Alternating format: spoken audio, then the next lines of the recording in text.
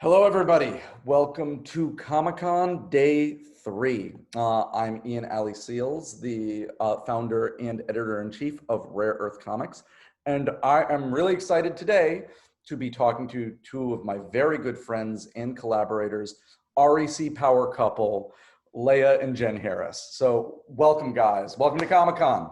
Yay! So much emptier than other years. I know. It's almost like we're here alone.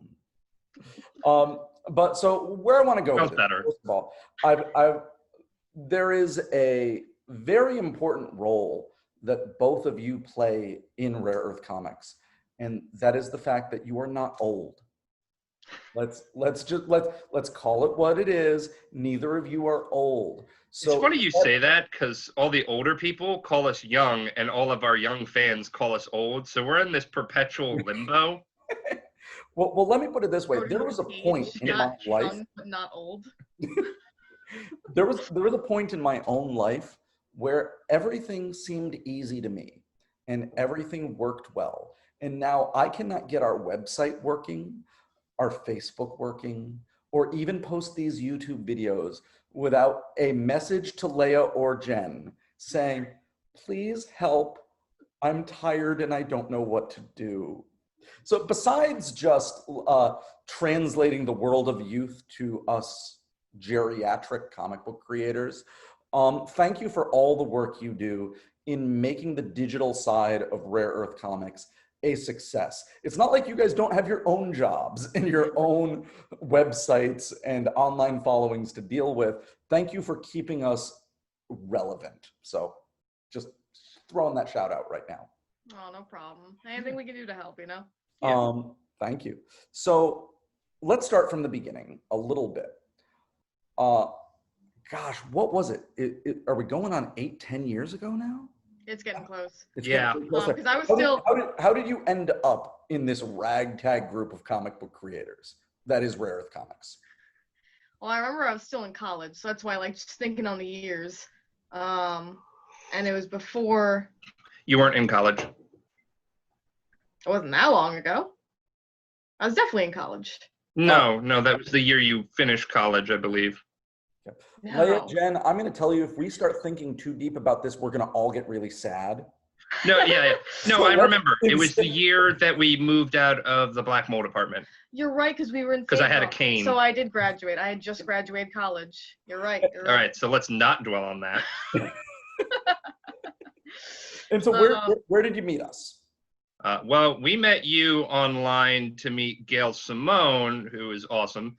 And we were just like online for what, like 40 minutes? So you and I just started chatting because we were right next to each other. Well, this lady started loudly talking about my artwork, and then you turned around hearing talk about my artwork, and that's where that happened. It was just kind of a hello. Like it's a totally non-sexual pickup. Like, you're a comic book artist? Why don't we talk? So we met that way, and we started just talking online, and the whole way Rare Earth Comics has always been set up, the way we generally support ourselves is through convention commissions, kind of the way we're trying to do at Comic-Con at home, where artists donate their time at Rare Earth Comics, they come to a convention, they do commissioned artwork, you get a token payment on them, but it's really out of the goodness of your heart and to support the company so that the company can then turn around and publish your own work and promote everyone and everything like that. And you had never done that before, Jen, right? You'd done commissions, but you'd never done at show commissions. So can you talk a little bit about what it was like getting ready for that, like physically and emotionally, and then what your experience was like when we started doing it? Your first show was it Baltimore? I think so, because I have folders set up like for every show I've done. I'm pretty sure it was Baltimore. Yeah.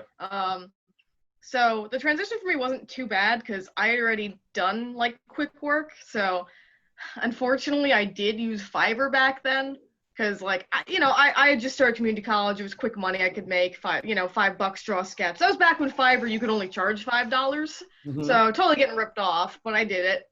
And I remember I was interviewed at Fiverr about it where they're like, oh, how do you make sure you're making money? And I'm like, well, I make sure I don't spend more than a half hour on a sketch because I'm getting paid $5. So I was kind of already used to the concept of like, I want to be able to make X money in X time, which means I have to move like in that sort of 3-part wheel you hear about. It's either good, cheap, or fast, but you can only get 2 of those options. Sure. They're good and it's fast, but it's not cheap. It's either fast and it's cheap, but it's not good. Or it's either good and it's cheap, but it's not fast. There's a whole Venn diagram about it in the art world. So yeah, so just that kind of transition wasn't too bad for that. The biggest part for me was trying to draw in a way I wasn't used to, because you got comic book fans. You want to draw more like comic book things, and I drew like anime. Yeah. I remember Now we do get some anime commissions, but it's not as much as like we get a lot of Deadpools.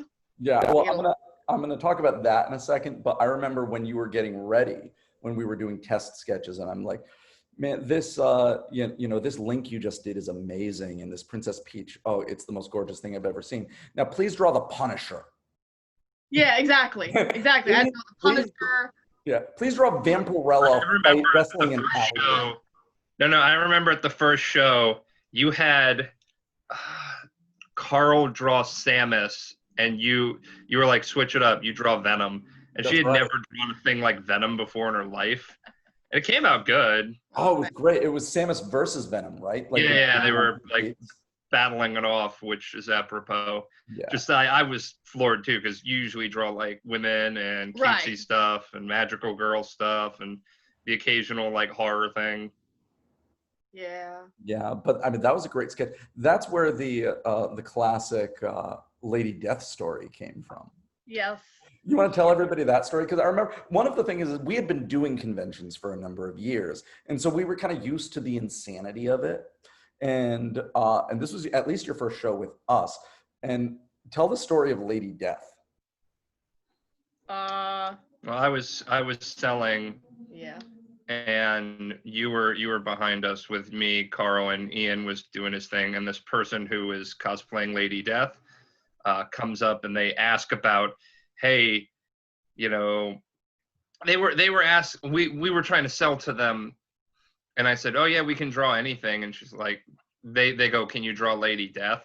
Do you even know who Lady Death is? Like, they got from like 1 to 88 in a fraction of a second. Without even finishing, like there was no pause. It was just, let me ask you the question, and then also simultaneously yell at you and kind of insinuate that you don't know things and that you don't understand how Google works. They got upset though because they asked if we had anything Lady Death, and we said we can draw Lady Death, and they were like, oh, that was it. Yeah, they weren't understanding that's like, we don't, but we can literally make you something. And they suddenly were like, do you even know what I'm talking about? And it's like, yeah. And the reason I bring that story up is I kind of want to illustrate how we all kind of gel. And like, I knew you were cool, and Leia, I knew you were cool. But then like at the next show at New York Comic Con, I remember you guys were late. You were coming from home. It was a crazy ordeal. And you run up to the table and you are incensed, Jen. You're like, and I'm like, oh goodness, what's going on? And she goes, and you say, do you have anything Lady Death? And I'm like, excuse me? I mean, I guess we could draw you something. You don't know anything about Lady Death. And I'm like, yeah, she's cool. Like we're all a family now. So that's how families are made. You yell about Lady Death. It becomes it's never an inside joke. It's never about struggle and going against adversity. It's all about your knowledge of Lady Death. Yeah. And so we could talk and do convention horror and comedy stories all day. And we're going to do another video with all of us later where we just do that. But for right now, I want to talk about you guys because we got you here. So you are web comics creators extraordinaire. For those of you who haven't read the 2 wildly popular web series, Beelzebud and Dungeon Minis.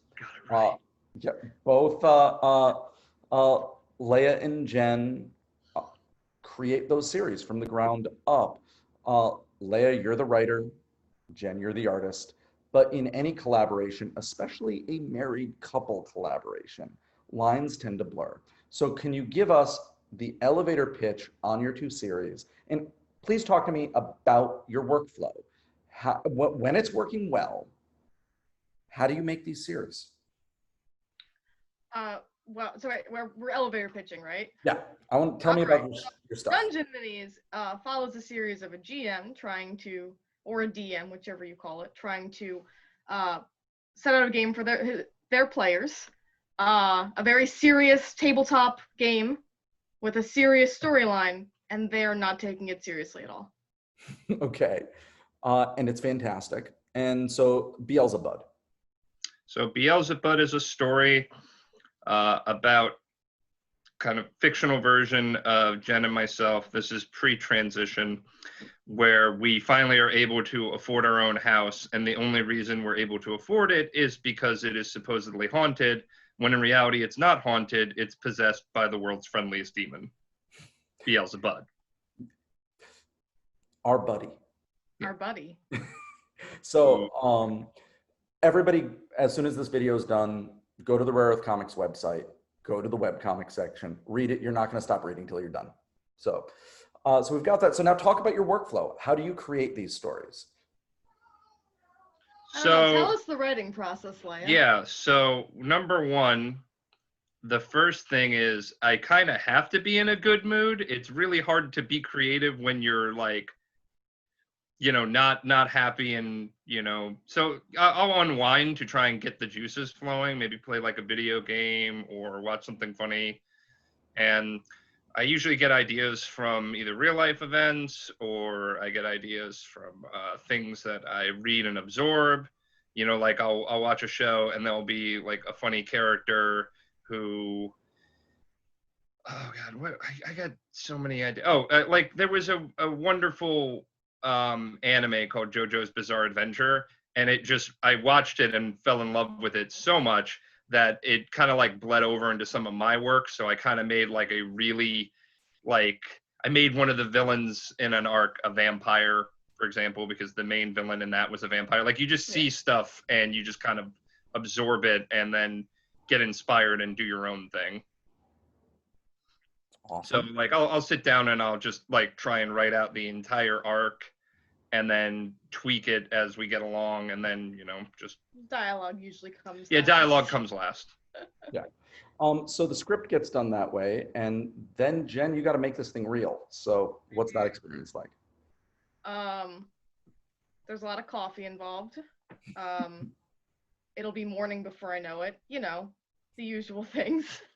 No, but it's just gosh, well, we went for, you know, I started out with designing the characters, and then you kind of practice drawing them a bunch, like especially Beelzebud. When I first made him, I drew him a bunch of times, kind of got used to drawing him, drawing us. When we first made the comics, I was first developing a chibi style. So you can actually kind of see how much it changed from like strip 1 to now, because I kind of just kept hopefully improving it. And you evolved. Yeah. Like so Pokemon. Beelzebud's a little different from Dungeon Minis, because Beelzebud isn't exactly a format like Dungeon Minis is, where it's like, you know, build up, joke.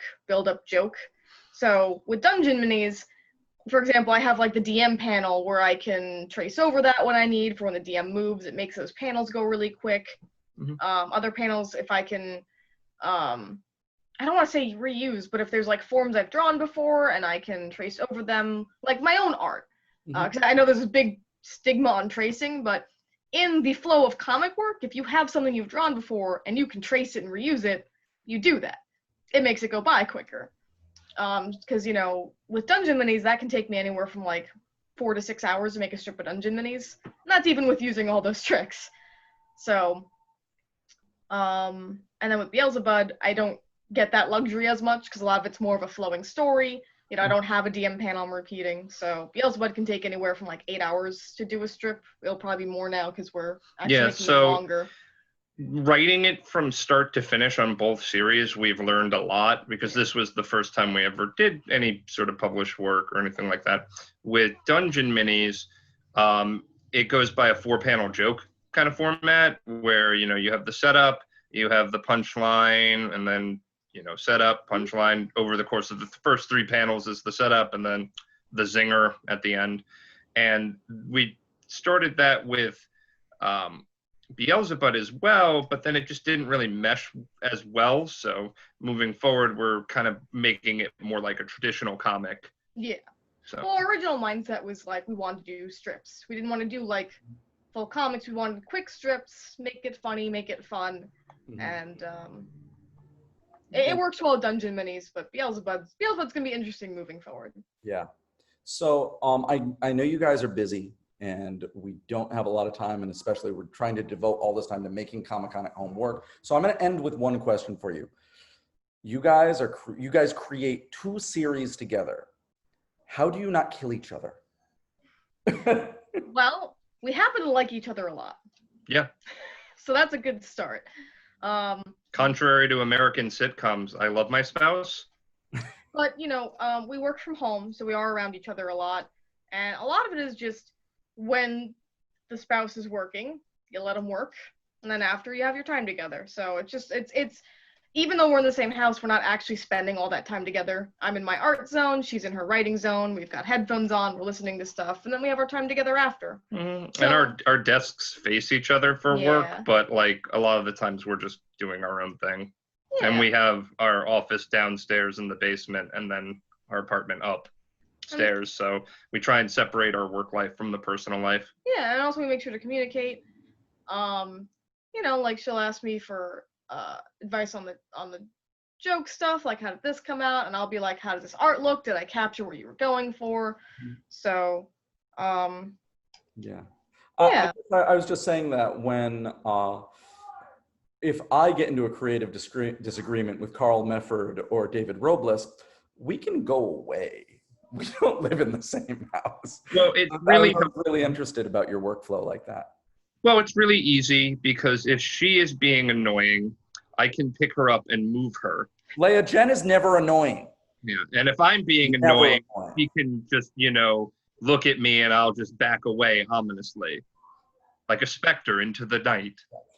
Jen, Leia is annoying often. Yeah, no, that's true. But anyway, guys, thank you for your time and opening up about all of this. And we're going to talk to you in some other group panels for Rare Earth Comics. Thank you for everything you do, for being part of our comics family. And happy Comic-Con, everybody. Happy Comic-Con.